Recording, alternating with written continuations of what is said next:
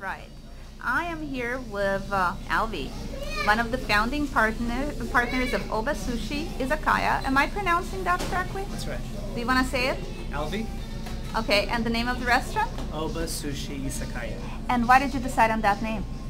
That was probably one of the harder parts of the decision-making process. We really couldn't settle on a name, and we went back and forth debating different concepts. But somehow, at some point, the oba leaf, which is used as decorative for plating of sushi, and it's also edible, came to mind. We liked the way it sounded. We liked the way that we could brand the name and use it for branding, and it worked.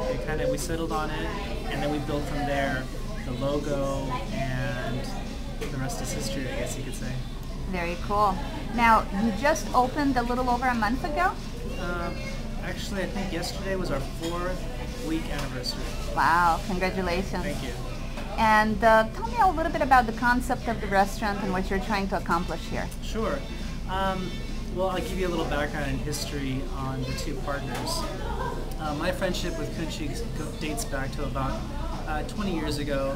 She was actually my first boss in high school at a Hallmark store in Los Angeles. That friendship continued from my collegiate years to my graduate school years to my professional life, and she transitioned from the retail industry to the restaurant industry. By the time she hit her stride in the restaurant industry, we started knocking around these kind of entrepreneurial ideas that we wanted to pursue in general, and then in particular in the restaurant industry. The timing, however, was never right. If it was not one thing, it was another going on in my life, transitioning from the graduate school system to a professional life, to a family life, and what have you. Until finally, all the pieces kind of just came together, fell together, if you will. And we knew that from late 2007 to early 2008, we knew that the window of opportunity had really kind of opened as wide as it was going to get between our financial means and the resources that we kind of pulled together.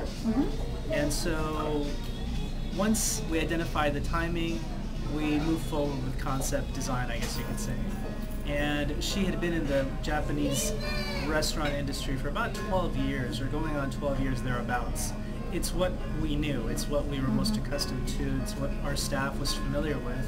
And she has staff that, if you look around the room, they date back to 5 and 10 and 12 years from one different establishment to another, that they've kind of joined with her at one point or another. And so that was our forte, that was our strength, the Japanese restaurant industry. And that's how we moved on to Oba Sushi. When I was talking to Kunchi, she said that one of the reasons that she wanted to open the restaurant is to be able to provide customers with what they want, to be able to serve customers in a way that she wanted to be served.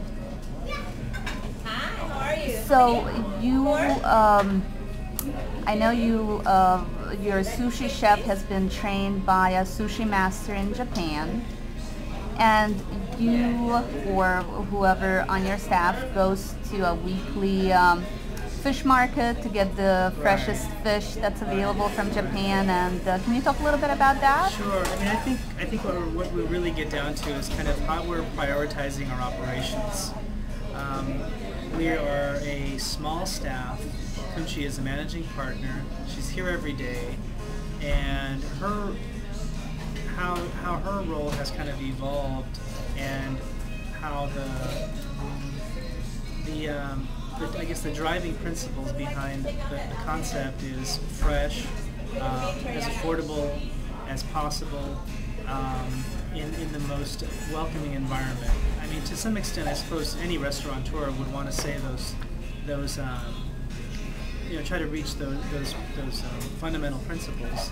But I think we take it to heart, seeing as how we are a small operation, seeing as we are very hands-on, and we can dictate, as opposed to depending on a larger bureaucracy of layers of managers and assistant managers. What you really have is an owner-operator, in effect.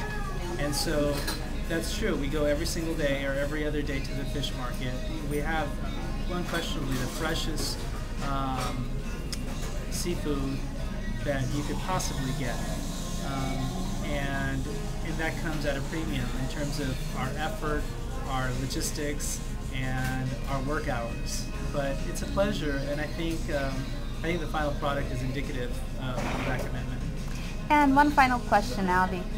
What do you want the community to think when they think of your restaurant? You know, our goal is to create neighborhood restaurants.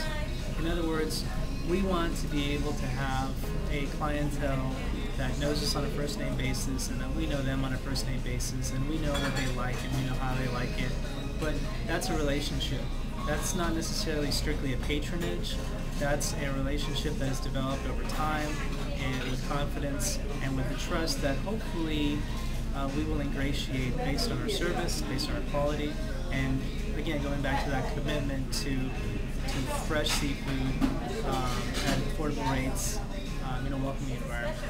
Excellent. Thanks so much.